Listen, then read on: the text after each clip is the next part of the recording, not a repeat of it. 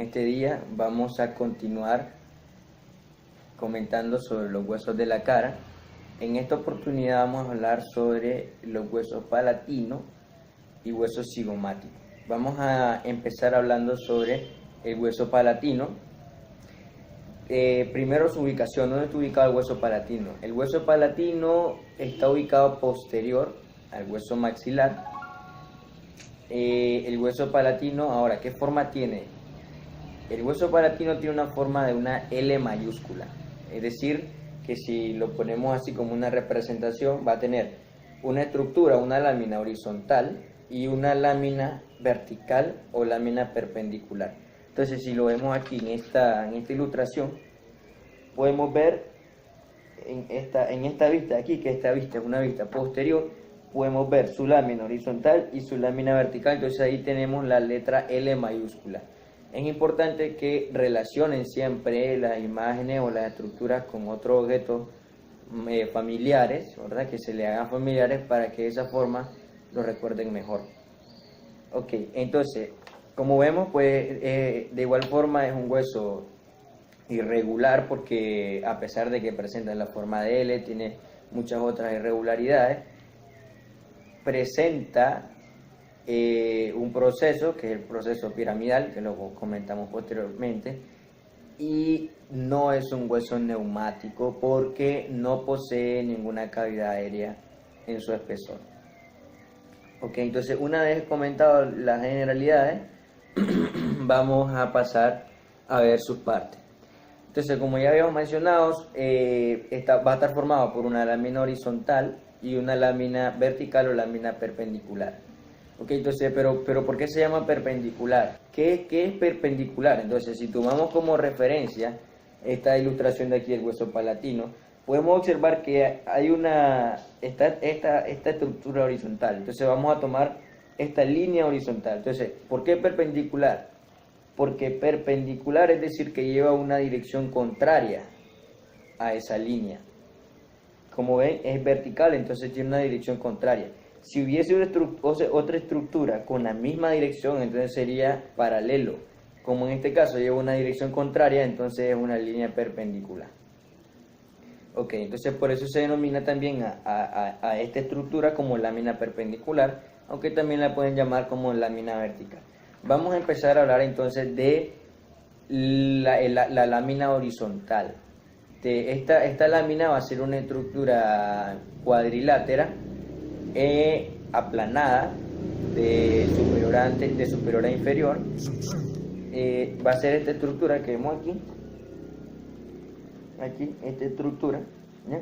Vamos a encontrar básicamente dos caras, una cara superior que va a estar en relación con la cavidad nasal, su porción más posterior, y una cara inferior que va a estar en relación con la cavidad oral en su porción más posterior. La cara superior, bueno, la cara superior es lisa, ligeramente cóncava, ¿verdad? Va a ser una superficie en la que no vamos a encontrar estructura representativa. El borde anterior se va a unir con el borde posterior del proceso palatino del hueso maxilar.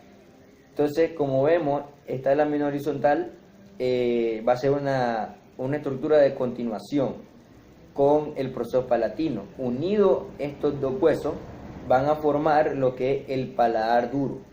Ya, eso es importante. ¿Cómo se forma el paladar duro? Se forma por la unión del proceso palatino del hueso maxilar con la lámina horizontal del hueso palatino.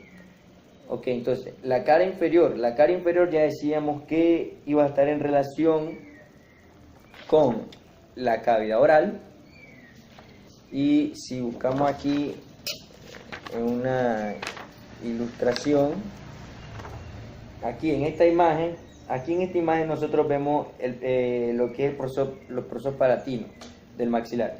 Entonces, en la parte posterior, aquí en esta área, es donde se va a articular la lámina horizontal del hueso palatino.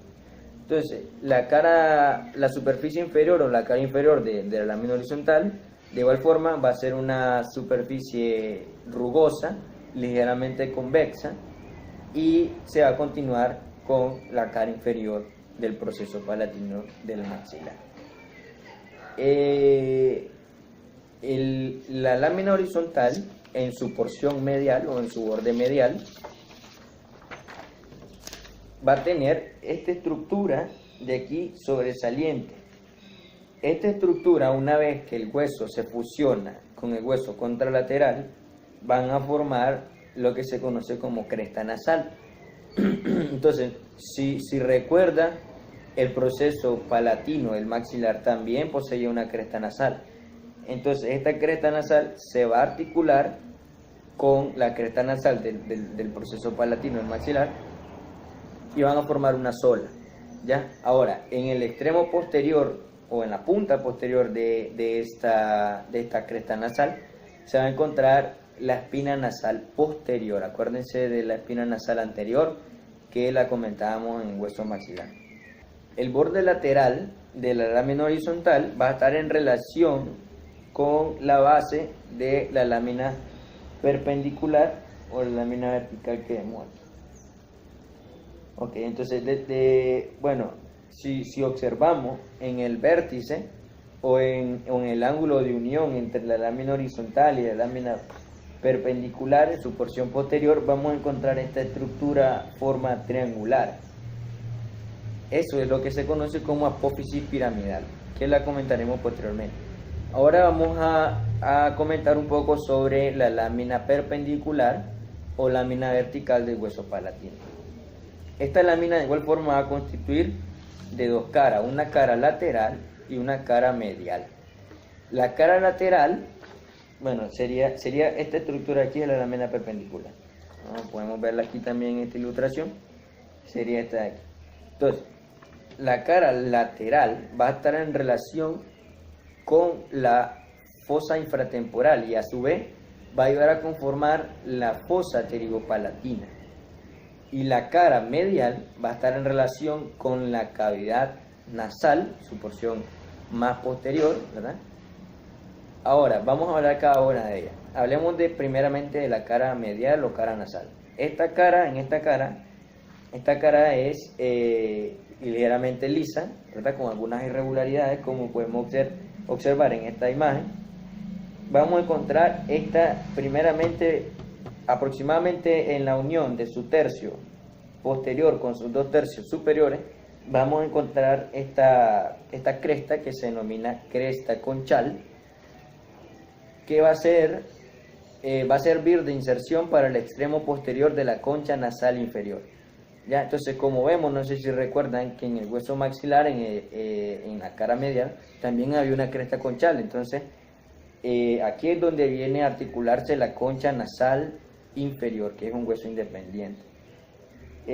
Superior a esta vamos a encontrar otra elevación, que va a ser la cresta etmoidal, que va a servir de inserción para el extremo posterior de la concha nasal media, ¿ya? Que de igual forma también la tiene el hueso maxilar. Vamos a hablar entonces ahora de la cara lateral. La cara lateral de la lámina perpendicular va a ser esta estructura de aquí. ¿Ya? Esta estructura aquí, que es bastante irregular, es rugosa, va a contener diferentes superficies que van a estar en relación con el hueso maxilar, pero una estructura muy importante y representativa de esta cara es este surco que vemos aquí, que se denomina surco palatino mayor, que, si recuerdan, también posee el hueso maxilar. Entonces, al fusionarse ambos huesos, van a formar el canal palatino mayor. Ahora, vemos esta estructura de aquí, esta superficie de aquí, que esa superficie se va a articular con la cara medial del hueso maxilar. Aquí en esta ilustración, aquí si tenemos, esta sería la cara nasal del maxilar, vemos esta superficie rugosa. Entonces, esta superficie rugosa es la que se va a insertar con la cara lateral de la lámina perpendicular del hueso palatino.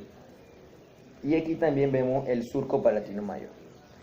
Yo sé que es un poco confuso el hecho de cara lateral, del surco palatino, de la cara, de esta lámina, pero es importante que lo repasen de esa forma para que su mente se cree un orden o se cree un mapa mental para de esa forma entenderle bien. Ustedes tienen que comprender que esto es como un rompecabezas. Aquí nosotros estamos estudiando cada hueso independiente, pero en el cráneo ya todos los huesos están fusionados, ¿ya? Entonces es como un rompecabezas, todo se va uniendo, todo se va fusionando y se van conformando las diferentes estructuras.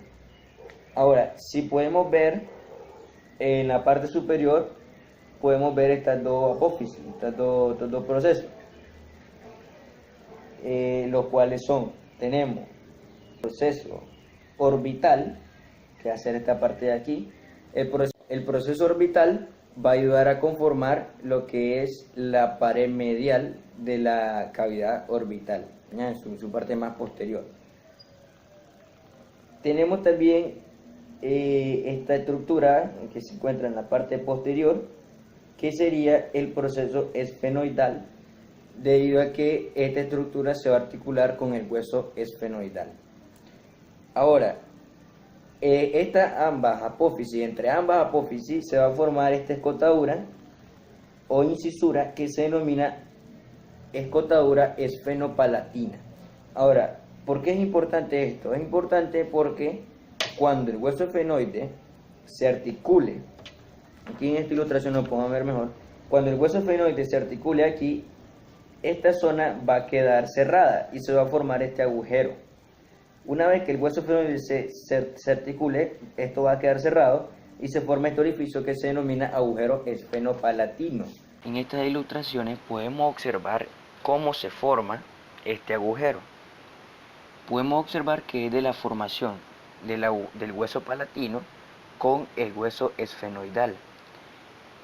Como les había mencionado, cerca de lo que es la cara inferior del cuerpo del hueso esfenoide, en donde se unen las dos apófisis de la lámina perpendicular del hueso palatino, estas dos estructuras van a ayudar a conformar el agujero esfenopalatino, que inicialmente, cuando el hueso palatino es decir, en un estudio independiente, solo podemos observar la incisura esfenopalatina, pero una vez unido o fusionado el hueso esfenoide con el hueso palatino, se forma el agujero esfenopalatino.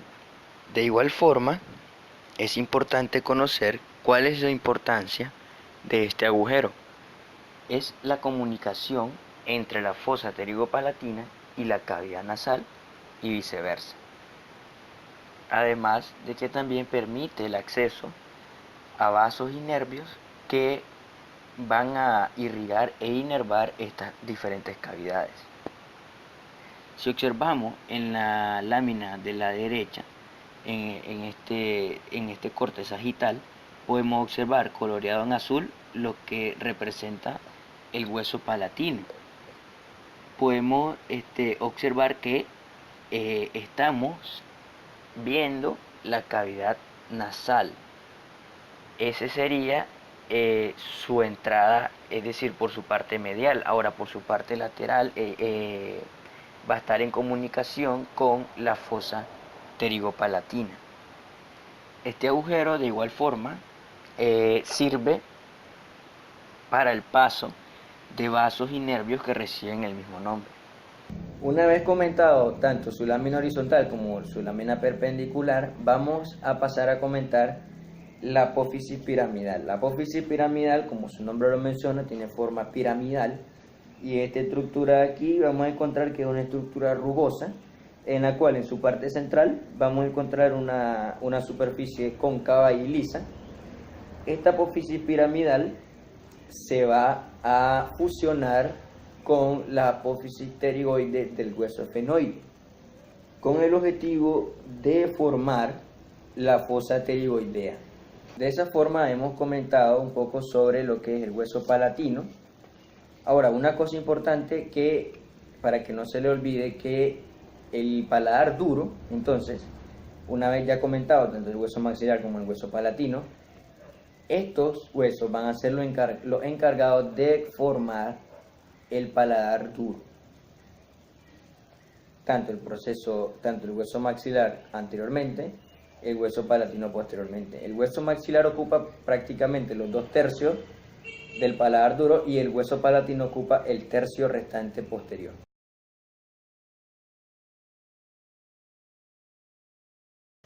Ahora vamos a pasar a comentar sobre el hueso cigomático. El hueso cigomático es un hueso pequeño que va a estar localizado en la parte superolateral del macizo facial. Entonces, si buscamos aquí figura representativa para ver su localización, si tenemos aquí el macizo facial, entonces decíamos superolateral. Entonces tenemos esta ubicación de aquí. En esta parte se va a ubicar el hueso cigomático o hueso malar, se le conoce también. El hueso cigomático va a ser el encargado de darle forma al pómulo, lo que se conoce comúnmente como pómulo. Aquí podemos observar un hueso cigomático independiente, no fusionado. Siguiendo con las generalidades, el hueso cigomático es un hueso irregular porque no presenta una forma única, no es un hueso neumático porque no presenta ninguna cavidad aérea.